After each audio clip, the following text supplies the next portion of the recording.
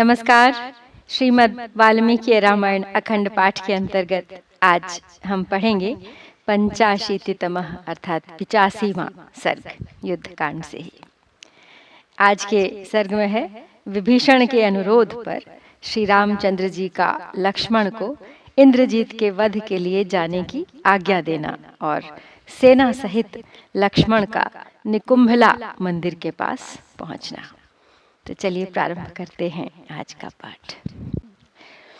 तस्य तद्वचनं श्रुत्वा राघवः शोककर्षितः नोपधारयते व्यक्तं यदुक्तं तेन रक्षसा। ततो धैर्यमवष्टभ्य रामः परपुरञ्जयः विभीषणम् उपासीनम् उवाच कपिसन्निधौ नैरृताधिपते वाक्यं यदुक्तं ते विभीषणं भूयस्तच्छ्रोतुमिच्छामि ब्रूहि यत्ते विवक्षितं। राघवस्य वचः श्रुत्वा वाक्यमवाक्यविशारदः यत्तत् पुनरिदं वाक्यं बभाषे अथ विभीषणः। यथा ज्ञप्तं महाबाहो त्वया गुल्मनिवेशनं तत्तथानुष्ठितं वीर त्वद्वाक्य समनन्तरम्।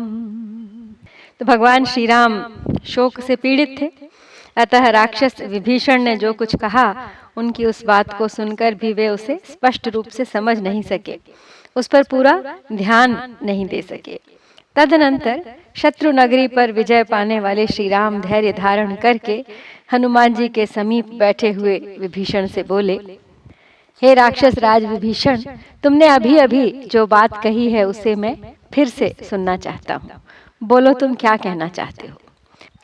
तो श्री रघुनाथ जी की यह बात सुनकर वाक्य विशारद विभीषण वह जो बात कही थी उन्होंने उसे पुनः दोहराते हुए इस प्रकार कहा, महाबाहो, आपने जो सेनाओं को यथास्थान स्थापित करने की आज्ञा दी थी, हे वीर, वह काम तो मैंने आपकी आज्ञा होते ही पूरा कर दिया। तान्यनीकानि सर्वाणि विभक्तानि समन्ततः विन्यस्तायूथपाश्चैव यथा न्यायं विभागशः। भूयस्तु मम विज्ञाप्यं तच्छृणुष्व महाप्रभो त्वय्यकारण संतप्ते संतप्त हृदया वयम्। त्यज राजन्निमं शोकं मिथ्या संतापमागतम्। यदियं त्यज्यतां चिन्ता शत्रुहर्ष विवर्धिनी। उद्यमः क्रियतां वीरहर्षः समुपसेव्यताम्। प्राप्तव्या यदि ते सीता हन्तव्याश्च निशाचराः। रघुनन्दन वक्ष्यामि श्रूयतां मे हितं वचः। साध्वयं यातु सौमित्रिर्बलेन महता वृतः।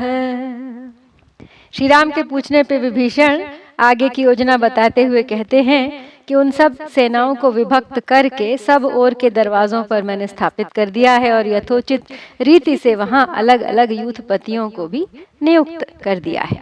तो महाराज, अब पुनः मुझे जो बात आपकी सेवा में निवेदन करनी है उसे भी सुन लीजिए। बिना किसी कारण के आपके संतप्त होने से हम लोगों के हृदय में भी बहुत संताप हो रहा है। राजन, मिथ्या प्राप्त हुए इस शोक और संताप को त्याग दीजिए, साथ ही इस चिंता को भी अपने मन से निकाल दीजिए, क्योंकि यह शत्रुओं का हर्ष बढ़ाने वाली है। हे वीर, यदि आप सीता को पाना चाहते हैं और निशाचरों का वध करना चाहते हैं तो उद्योग कीजिए, हर्ष और उत्साह का सहारा लीजिए। हे रघुनंदन, मैं एक आवश्यक बात बताता हूँ, मेरी इस हितकर बात को सुनिए। रावण कुमार इंद्रजीत निकुंभला मंदिर की ओर गया है, अतः ये सुमित्रा कुमार लक्ष्मण विशाल सेना साथ लेकर अभी उस पर आक्रमण करें। युद्ध में उस रावण पुत्र का वध करने के लिए उस पर चढ़ाई कर दें, यही अच्छा होगा। धनुर्मण्डल निर्मुक्तै राशि विष विशोपमैः शरैर्हन्तुं महेश्वासो रावणं समितिञ्जयः तेन वीरेण तपसा वरदानात् स्वयंभुवः अस्त्रं ब्रह्मशिरः प्राप्तं कामगाश्चतुरङ्गमाः स एष किल सैन्येन प्राप्तः किल निकुम्भिलां यद्युत्तिष्ठेत् कृतं कर्म हतान् सर्वांश्च विद्धिनः निकुम्भिलां सम्प्राप्तं कृताग्निं च यो रिपुः त्वामाततायिनं हन्यादिन्द्रशत्रो स ते वधः वरो दत्तो महाबाहो सर्वलोकेश्वरेण वै इत्येवं विहितो राजन् वधस्तस्यैष धीमतः। तो विभीषण कहता है कि युद्ध में उस रावण पुत्र इंद्रजीत का वध करना बहुत आवश्यक है और इसके लिए उस पर आप तुरंत चढ़ाई कर दें, उसके इस यज्ञ को पूर्ण न होने दें, यही अच्छा होगा। युद्ध विजयी महाधनुर्धर लक्ष्मण अपने मंडलाकार धनुष द्वारा छोड़े गए विषधर सर्पों के तुल्य भयानक बाणों से रावण पुत्र का वध करने में समर्थ हैं।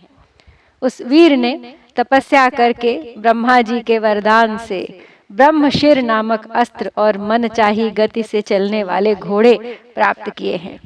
निश्चय ही इस समय सेना के साथ वह निकुंभिला में गया है। वहां से अपना हवन कर्म समाप्त करके यदि वह उठेगा तो हम सब लोगों को उसके हाथ से मरा ही समझिए। हे महाबाहो, संपूर्ण लोकों के स्वामी ब्रह्मा जी ने उसे वरदान देते हुए कहा था, इंद्रशत्रो, निकुंभिला नामक वट वृक्ष के पास पहुंचने तथा हवन संबंधी कार्य पूर्ण करने के पहले ही जो शत्रु तुझ आतताई शस्त्रधारी को मारने के लिए आक्रमण करेगा उसी के हाथ से तुम्हारा वध होगा। तो राजन, इस प्रकार बुद्धिमान इंद्रजीत की मृत्यु का विधान किया गया है।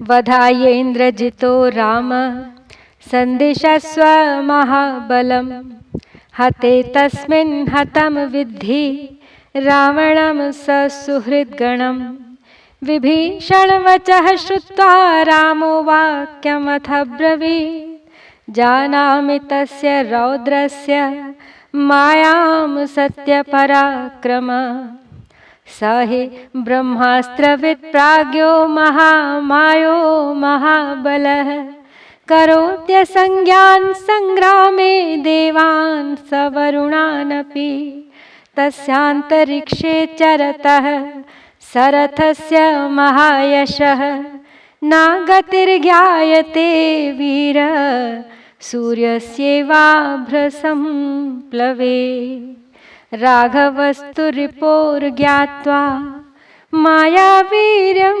दुरात्मनः लक्ष्मणं कीर्ति संपन्नम् इदं वचनम् अब्रवीत्।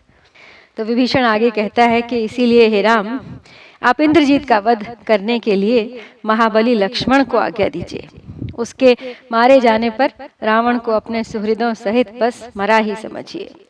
विभीषण के वचन सुनकर श्री रामचंद्र जी शोक का परित्याग करके बोले, हे सत्य पराक्रमी विभीषण, उस भयंकर राक्षस की माया को मैं जानता हूँ। वह ब्रह्मास्त्र का ज्ञाता, बुद्धिमान, बहुत बड़ा मायावी और महान बलवान है। वरुण सहित संपूर्ण देवताओं को भी वह युद्ध में अचेत कर सकता है।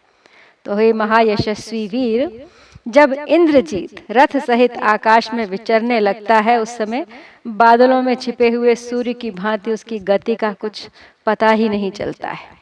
तो विभीषण से ऐसा कहकर भगवान श्री राम ने अपने शत्रु दुरात्मा इंद्रजीत की माया शक्ति को जानकर यशस्वी वीर लक्ष्मण से यह बात कही।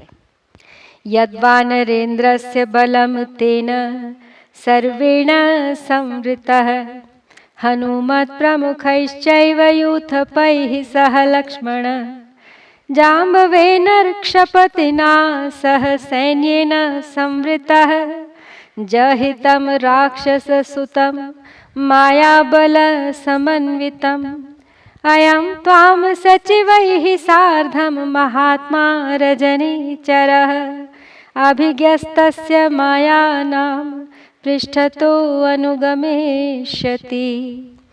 राघवस्य वचः श्रुत्वा लक्ष्मणः स विभीषणः जग्राह कार्मुकश्रेष्ठमन्यद्भीमपराक्रमः सन्नद्धः कवची खड्गी सशरीवाम चापभृत् रामपादावुपस्पृश्य हृष्टः सौमित्रिरब्रवीत्। तो श्री राम अब लक्ष्मण से बोले कि वानर राज सुग्रीव की जो भी सेना है वह सब साथ ले जाओ और हनुमान आदि यूथपतियों, ऋक्षराज, जाम्बवान तथा अन्य सैनिकों से घिरे रहकर तुम माया बल से संपन्न राक्षस राजकुमार इंद्रजीत का वध करो।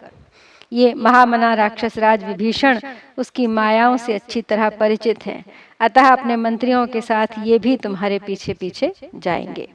तो श्री रघुनाथ जी की यह बात सुनकर विभीषण सहित भयानक पराक्रमी लक्ष्मण ने अपना श्रेष्ठ धनुष हाथ में लिया। वे युद्ध की सब सामग्री लेकर तैयार हो गए। उन्होंने कवच धारण किया, तलवार बांध ली और उत्तम बाण तथा बाएं हाथ में धनुष ले लिए। तत्पश्चात श्री रामचंद्र जी के चरण छूकर हर्ष से भरे हुए सुमित्रा कुमार ने कहा, अद्य मत्कार्मुकोन्मुक्ताः शरा निर्भिद्य रावणिं लंकामभिपतिष्यन्ति हंसाः पुष्करिणीमिव अद्यैव तस्य रौद्रस्य शरीरं मामकाः शराः विधमिष्यन्ति भित्त्वा तं महाचापगुणच्युताः। एवमुक्त्वा तु वचनं द्युतिमान् भ्रातुरग्रतः स रावणीवधाकाङ्क्षी लक्ष्मणस्त्वरितं ययौ सोऽभिवाद्य गुरोः पादौ कृत्वा चापि प्रदक्षिणं निकुम्भिलामभिययौ चैत्यं रावणीपालितं विभीषणेन सहितो राजपुत्रः प्रतापवान् कृतस्वत्ययनो भ्रात्रा लक्ष्मणस्त्वरितो ययौ। लक्ष्मण ने श्री राम के चरण छुए, उनकी आज्ञा शिरोधार्य की और बोले, हे आर्य, आज मेरे धनुष से छूटे हुए बाण रावण कुमार को विदीर्ण करके उसी तरह लंका में गिरेंगे जैसे हंस कमलों से भरे हुए सरोवर में उतरते हैं। इस विशाल धनुष से छूटे हुए मेरे बाण आज ही उस भयंकर राक्षस के शरीर को विदीर्ण करके उसे काल के गाल में डाल देंगे। इंद्रजीत के वध की अभिलाषा रखने वाले तेजस्वी लक्ष्मण अपने भाई के सामने ऐसी बात कहकर तुरंत वहां से चल दिए। पहले उन्होंने अपने बड़े भाई के चरणों में प्रणाम किया, फिर उनकी परिक्रमा करके रावण कुमार द्वारा पालित निकुंभिला मंदिर की ओर प्रस्थान किया। भाई श्री राम द्वारा स्वस्ति वाचन किए जाने के पश्चात विभीषण सहित प्रतापी राजकुमार लक्ष्मण बड़ी उतावली के साथ चल दिए। वानराणाम सहस्रैस्तु हनुमान बहुभिर्वृतः विभीषणश्च सामात्यो लक्ष्मणं त्वरितं ययौ महता हरिसैन्येन सवेगमभिसंवृतः ऋक्षराजबलं चैव ददर्श पथि विष्टितं स गत्वा दूरमध्वानं सौमित्रिर्मित्रनन्दनः राक्षसेन्द्रबलं दूराद् पश्यत् व्यूहमाश्रितं स सम्प्राप्य धनुष्पाणिर्मायायोगमरिन्दमः तस्थौ ब्रह्मविधानेन विजेतुं रघुनन्दनः विभीषणेन सहितो राजपुत्रः